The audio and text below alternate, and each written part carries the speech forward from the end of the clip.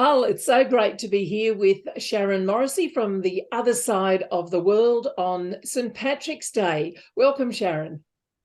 Thank you very much. It's great to be here with you, Brian, this morning well, it's this morning here, a very green and wet looking St. Patrick's Day so far, which is traditional for St. Good. Patrick's Day. Yeah. I'm good. It's good. So, Sharon, can you tell us something about yourself, what you do, your life, anything you'd like to share? So I live in Ireland, in North Cork, which is a tiny little village in the province of Munster, down at the bottom of the country. And I've lived here basically all my life, done a good bit of traveling, but have been based here. I am a mediator. I started life as an applied social care practitioner, so I would have worked in a lot of um, charitable, statutory, voluntary charitable organizations and things, primarily with abuse cases and things like that. So that, I suppose, I went through phases in my life where that was fine. But then when I had my own children, that became too difficult because I was finding it too difficult to separate kind of, people looking into the pram and me going, get away from my small person, so I would have come out of it and gone in to do things like bar work and, managing bars and things like that. And then, which the social care came in very handy to most of the time. But then I went back to college I suppose, when I was working in one particular organization, I found that when people came to me, and usually I got people whose relationships had broken down really badly, that because we all had our area of expertise, let's say, so that when the relationships had broken down really badly, I was trying to put something in place so that the children wouldn't be so badly kind of affected by what was happening. And I remember, I think we all go through a phase where there is, a life-changing moment in our careers when we go, oh my goodness, there has to be something. And there was this for me. Goodness, it was back in 2016, I would say. And I was working with a family, and this was the issue, and it was so toxic. And the young person involved in this was so unwell because of the toxicity of the relationship. So I didn't know much about mediation. I know it's very popular where you are because since I trained and all of that, I've been to Australia to my brother, he's in Sydney, and I've heard people talking about it there, and I've spoken to some solicitors and I've been speaking to yourself about it. So it's very you use it all the time, but like here in Ireland, I suppose you have to remember that divorce was introduced here in Ireland in 1996. 96. Wow. Okay, so yes. So when you look at the fact that divorce is only 25, 6-ish, whatever, I can't do the math, it's too early, years old. And then then you have something called mediation that helps people exit a relationship without needing a solicitor. Because remember, it was introduced into legislation that you could get divorced in 1996. This is kind of a new concept to people.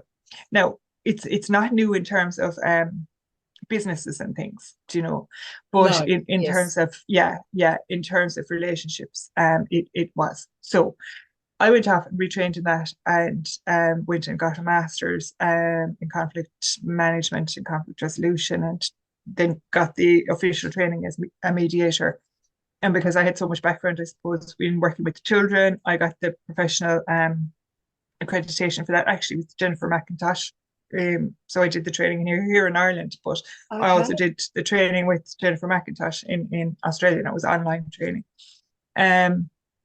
And so I've kept kind of, honing my skills, I suppose. But what I did do here in Ireland was I honed myself into a very tiny space, because it was so new. People were still going to their solicitors. So I was very niche. So it was very, very hard to find work. So along with trying to find work, I was trying to educate people on the benefits of mediation financially, emotionally. So it was, as a woman, a mother, I am a mother, and I'm a wife. I've got lots of other hats that we all wear, and as all of that, it was just, again, it became overwhelming, and when you're educating, I suppose, one of the ways I did that was I got into lecturing, and I was able to lecture in, mediation and teach other Yep. mediators, and all of that. And I love that. I love that strand of the work. Mm. But what I really needed to do then was put myself into corporations, into the corporate world, Yes. which wouldn't be a natural place for me, at No. all, really. So I had to really put my game face on and work into getting into that side of the business. So that is, I suppose, in one way, it's much easier Yes. because you don't have the emotional trappings of when you're working really intensely with the family, for however long that process takes. I work a little bit differently to the way a lot of mediators work here in Ireland in terms of time, Okay. because I find small snippets of time don't really work, No. or they don't for the cases I get anyway. Um, so I need bigger pieces of time. So I do that. And my success rate would be 93%, which is over the kind of the average by a mile, really, Excellent. because yeah, the worldwide kind of success rate for mediation is 80% of cases settle on the day or shortly thereafter. Yeah. Mine would be higher than that because, again, I suppose I do what I term like pre-mediation. I get people ready to be in the space. Excellent. Like, so I have Yes. training and counseling background and all of that sort of stuff, and qualifications. I don't practice as a counselor or psychologist, but I do have all of You the use all those training and things. skills. Yeah, yeah, exactly. So I get people ready, because if they're not ready, they can't make an informed, consensual No. decision, which means they're not going to be able to have a self-determining outcome, which means the mediation is going to break. Yes. It's either going to Yes. break down or the outcome is going to break Yep. down. Or you have somebody signing an agreement that they're not really happy with. Happy with. And I Yep. couldn't have myself associated with that. Oh, wow. So I do a huge kind of package of things. So then I had to take that model and I had to kind of like rework it, rebrand it, do all of that stuff with it to take it into the corporations. So that's what I've been doing like for the last while, and continue to do it, and continue Yes. to work on that, and continue to be supported. So Mm. I have I have people who coach Yeah, me, and I of have course. people who support me and things, and supervise me, and because I think that's a huge part of this work. Yes. But in Ireland, like, the Mediation Act was introduced then in 2017. So in Okay. some ways it was good, and in some way, so you're looking at 21 years after divorce was introduced. Yes. So in some years, or in some ways, it's great, because now at least there's a piece of legislation governing mediation, but there are many flaws with the act. Yeah. And As there so often is with any yeah, new law, the tweaking exactly. is needed. Yes. But you see, I That's think the thing here is that they're not tweaking at the moment, that it's not really on the agenda, because you have to look at everything that's happened since 2017. yes. We've had COVID, we've had war in Ukraine, and between Yeah, Ukraine and Russia, and all of the economic stuff that's happening in between. So absolutely. the Mediation Act isn't really on the agenda. Yeah. When, you could argue that it should be now more than ever, but it's not, I So, know. Yeah. yeah, That's so it's, fascinating, Sharon, that you're sharing that, because coming from Australia, where, we've had divorce, I don't know, well, most of my life, and certainly yeah, mediation has been part of things, very much part of that. I'm fascinated when you said, you said you wear all the different hats that you wear as a mm, woman. But what if you look at all the different things that you do? So whether it's as a mediator in a personal situation, a corporate situation, whether it's as a mother, a wife, just as you as a woman, what do you feel? And this is probably a huge question to try and narrow it down, but what do you think is the biggest challenge that you've faced in your working career? huge question. Yeah. I think it's all of those things. So not Right. to be able to give you one answer, I think, Yep. and to not make light of it, because I don't think that's fair. Having to do or be all of those things all day, Right. every day to Yes. everybody Yep. is absolutely overwhelmingly exhausting. Yeah. And nobody seems to notice or wants to notice that until you're like on the floor. That's And right. then it's a case of, oh, she works very hard.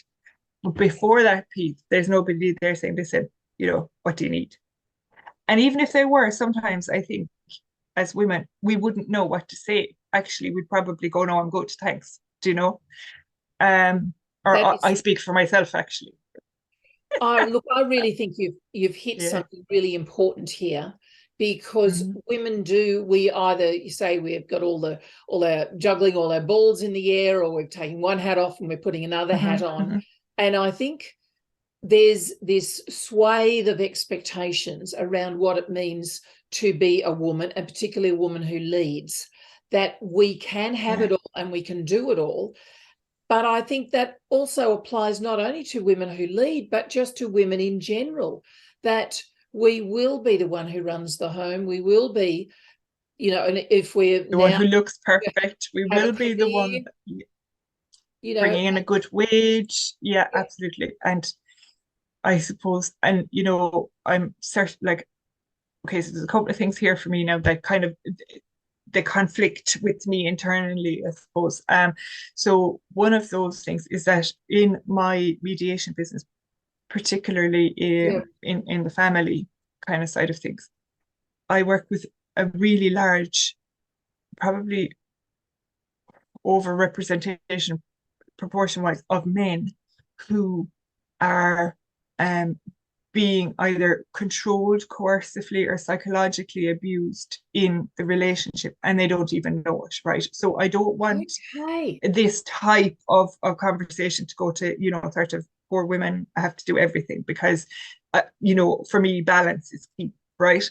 yes, So, but what I would see is that sometimes not sometimes, all the time, usually in the relationship breakdown side of things, that because women are planners, because we have to put, all of these things in place, there are plans made, and we term it the lever and the left, I suppose, in yep, relationships. And sometimes that, look, it could be either spouse, like, or either party saying, like, I've left this relationship months yep, ago and I've made plans of what my life is going to look like. But when you wind that back, there can be an element of, unless you do this, you're not going to see the children. And that's very much based in legislation here in Ireland, would be the person who gives birth to the child is the parent. right, Okay. okay, So, like, surrogacy laws, for example, are being worked on at the moment. So that if anyway, there's no point in getting into that right now. yeah, But what I'm saying is that the legislation here is very much geared towards women. It's very proactive for women in domestic abuse okay, situations and all that, but it's yep, not equally as proactive for men. ah, Okay, so that's very yeah, interesting. yeah. So as a woman, when we say we are juggling all of these hats and we're doing all of these things, Yep, juggling balls, we're juggling balls and wearing hats. We're doing all of these things. We need to remember also that we need to ask for help, that we can't expect our significant other, or like, be that a male or female in these yes, situations. We can't expect that they know what we need we need, if we don't ask. yes, and So there that is a was huge, actually. yeah. I was just thinking that's probably part of, like, the next thing I was going to ask you was how you dealt with Mhm. those challenges. But I think you've given me that answer or as maybe as a suggestion Yeah. about how we deal with the challenging aspects of our lives, is to think I don't actually have to do this all on my own. I Mhm. can actually ask for help. Absolutely. And I think we were kind of sold this, when as women, Yes. we were sold this: you can have it all.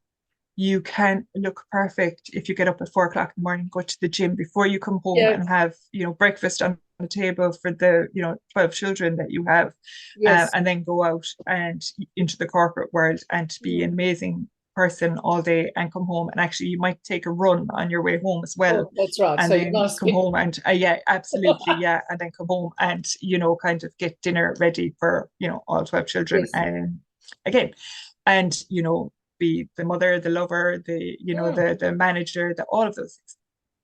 You're asking this of one person. That's right.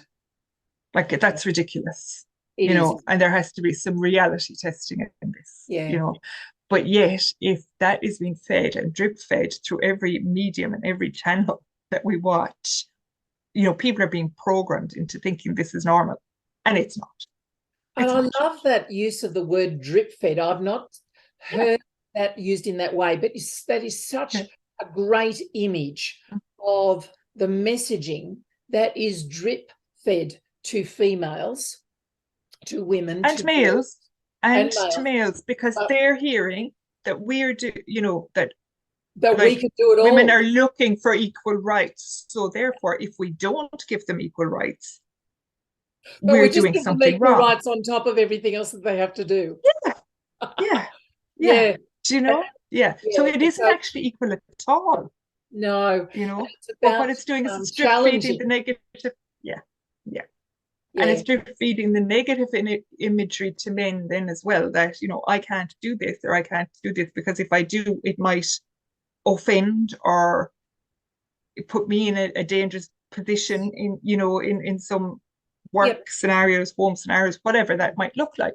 So it's about having a really open conversation, where we take away I'm terribly offended by this. It's about putting all of the cards on the table now and building some sort of structure, because I'm the mom of 2 girls. Now they're, relatively grown up at this stage and have, thank God, to this point, been safe and, like protected and minded. But they're still my babies and they're still, we want them to be that all the time. Always. I don't have, exactly. I don't have sons.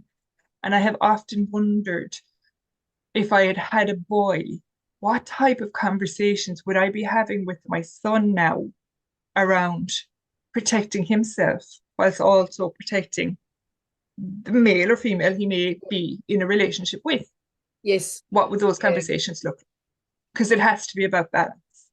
As well. Look, I love that perspective, Sharon. What I'm feeling and sensing with you is bringing this huge balance, because when women, but maybe men too, but I'll confine it to women. Yeah. Talk about equality, and we often focus on what we're missing out on or how much we're being given to do, and we're focusing on ourselves, and there's nothing wrong with that. And it's very easy to denigrate men and to put them down and to say they're all bad. And, like we know that categorically that's not true. But I love the balance that you're bringing around, particularly, I come back to that drip feed word, that the messaging, women are getting messaging. And, of course, in the work that I do, that's one of the things I want to help counteract. So help women unpack some of the messaging so they can tap into their power. But you're so right about the messaging that men are given too, about themselves, about women. And for myself, I think the key to overcoming that, because I don't think we're ever going to get rid of it, is to communicate as well as you can, whether that's in an intimate relationship, a friendship, in a workplace situation. So is that something that you have seen work well? And I would imagine mediation, a lot of it is about communication. All of it really is about communication, Brian, to be honest, but again, I'm not sure really how this works in Australia with you, but I call it pre-mediation. It's so important to get people to the table before it becomes a conflict. Yes, indeed. That's the work I love, right? Is that let's unpack when this was said, what you heard and what you felt was being said, because I can say something to you and you can pick that up in one way, and I can say something to the same thing. We could have more people on here and they can pick it up a different way completely. So what I say and what you hear are two completely different things based on our Absolutely. experiences and our lives and everything. Always. Yeah, always. So you put that into, we'll say any type of small, medium company, you put it into a Yep. two-person organization, you put it into like 1,000, 100,000 people organization. There is going to be issues with communication. And that's going to be based on our sex, our culture, our experiences, our family lives. It's going to be based on everything. Everything. So everything. Yes. Everything. So once we can sit and have these, I call them like full and frank disclosures and conversations that we're not afraid to say things for fear of upsetting somebody else. Because, okay, somebody might be upset in the moment, but when we understand that and when we try and reword it, reframe it, there may be a different meaning to it. And that could be based on culture, for example. Now, if somebody's being openly rude and, there is no doubt in what was being said, well, that's a whole other thing. But I think we're now living in a scenario or a situation, which is a bit crazy to me, I suppose, at my age, but, that like they're wanting to stop Roald Dahl books, because yes, I've heard about that. I mean, there's no balance there. And this is what we're talking about, like like a thing came out the other day, like saying that you're not to call your daughter. Particularly, it was all based on girls, actually, nothing on the boys. And again, I go back to the princess. Don't call your daughter a princess. I mean, why? Like, why? And what is the psychological ramification? Like, what are we trying? What? I don't even know the question. It's too much. It's about getting to what's behind. And I like the fact that you've asked why, because I can understand that there is a move which is really important, that we don't just judge little girls, young women, older women on their looks, on their body shape, all of those sorts of things. And absolutely. That feeds into the whole princess thing. And I get that. But I like that my partner treats me like a princess. I actually really like that, because he thinks of my needs. He thinks of how can he please me? What can he do? And so that's lovely. So I think it comes back to what you said about balance, communication, looking behind boundaries, looking behind the intention, and knowing your audience, isn't it? Yeah, and unpacking what everything means too, just not assuming that because someone said one thing that's exactly what it means. Yeah. And I mean, like, I know at stages when my girls were small, they all wanted to, they wanted to dress up in princess dresses. And then the next week they wanted to be zombies. And, both were fine. Yes, absolutely. It was fine. And it was a non-issue for any of that. They were read stories, like I'd have much more issue with kind of stories like Sleeping Beauty or something like that than I would have with the word, princess, like where the sleeping princess was, rescued by a prince on a white horse. Like, it's that silliness, just waiting for her prince asleep, like I'd have much more issue with things like that as opposed to a dad calling his daughter his princess. Do you know what I mean? Like, I do. Yeah, I do.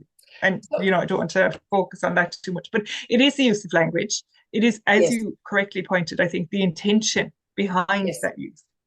And you'd see that a lot actually in mediation sessions, particularly where there might be an element of domestic abuse. Now, in Ireland, that's not supposed to happen. You're not supposed to mediate domestic abuse cases. Okay. Now, I disagree with that in a way, because I think it's further disempowering somebody. And I think it can be done if it's done really, obviously, carefully, in individual sessions, that you have a safety plan, all of those things are in place. I think it can be done. But at times, I would be in a situation where, most of the time, domestic abuse wouldn't be disclosed, right? Initially, even through the screening processes and all that. So you're continually checking, continually watching the interactions and things. Yeah. And, there are times that I would see, one or other move on the chair a certain way. Nothing would be said. It might be Yes. just a movement. But you're picking this up. But the other person will go quiet. Yes. And when that happens, I know there's an issue. Yeah. So, and it's underneath. You're checking underneath all the time. And Yeah. that's very important. I was going to, because we talked about some really deep and heavy things. So I just want to lighten the conversation a little bit. Tell me what brings you the greatest joy in the work that you do. I like people. I really do. There are days that I come home and I go, oh God, I wish I could work with computers. But mostly I learn from people. Like in any mediation I will do, I will learn more about myself and I will learn more about people, and that fascinates me. Yep. I will learn more about my triggers and my biases and my assumptions and my presumptions, and because I'm open to learning that. Excellent. People fascinate me, so that brings me just huge joy, like huge joy. Even through COVID, I suppose I was doing all my lecturing and stuff online, and I remember when they started telling me that this was how, I was like, oh my God, I'm not going to have my people fix, but it was a case of, we built that energy around, it was lovely. We were able to bring that to the table. I mean, you're in Australia and only for Zoom, this wouldn't have happened. That's right. I was just only thinking for COVID, exactly the this same wouldn't thing. have happened, so I do love traveling as well, because I suppose I love traveling to see how mediations work in other countries, to see how far ahead you guys are, to see. I remember we were going down to Wollongong in outside of Sydney. I was doing a skydive with my well, not with my brother, but yeah, I said I was going to do it for my midlife crisis, and so they drove me down, and absolutely, and I remember being on this. So we got into Wollongong. We had to go out somewhere, to get to the plane, to get to the airfield, and one of the instructors was talking about his. Can't remember, was it his second or third marriage after breaking down, but he was talking to the other instructors, and of course I was eavesdropping about being in mediation, and how that was impacting the children of the former relationships. So I was intrigued, and of course I wanted to ask more questions, but I was getting strapped onto some guy's back or something. That's right, to be thrown out of a plane, so I had other things I needed to be focused on, but that was fascinating to me, because this was somebody's second or third relationship. So in theory, there could be so many children involved from so many sides, and how would that look? We're not there yet. We're like kind of second marriages, that's kind of where we're at. So those type of things. I mean, like, I love sitting in a shopping center, like watching the world go by, like just. I sound like a stalker now, but I'm not. Just, I find people fascinating. A student of people. Yes, exactly. Not a stalker. Not a stalker. Not at all. No. I do. I love that. I love spending time with my family, but as I say, my girls are grown up now, so they have less time to spend with us. That's right, and that's part of the natural process of things. You want them to be able to move out. Absolutely, I do. Absolutely, I do. So we have Lizzie. She's nearly 15 now, so I keep saying to my husband, she's like, right, 3 years, and we're backpacking through Europe, and he's going, really? Us with the backs that we have, but I said, okay, we'll do it in a bit more, luxurious way. We'll do, so I want to do lots more traveling and learning all the time. So I would love to do a PhD, but I haven't. I see you're doing one. I haven't taken that leap just yet. You have time. I have time. Yeah. So currently I am studying again in leadership and change, because I think that's going to be helpful with either the way I lead my business, or the way I implement things in my business, or again with the corporate side. It's really pushing me outside of my comfort zone with that. So because my natural area is to work with family, But yeah, so lots of different things, but primarily around learning.